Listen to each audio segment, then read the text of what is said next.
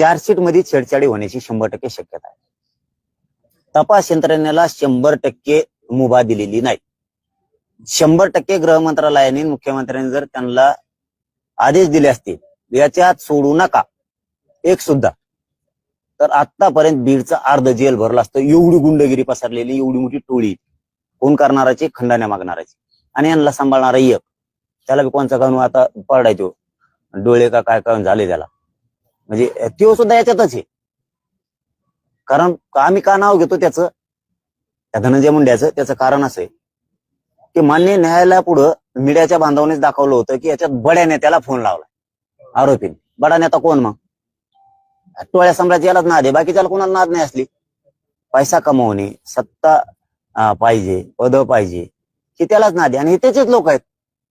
अहो नुसतं जवळून हिंडलं तरी आमच्या सारख्याला चौकशाला देत, नुसतं जवळ हिंडलं तरी. आणि मग आता हे त्याचे लोक आहेत, हेच म्हणलेत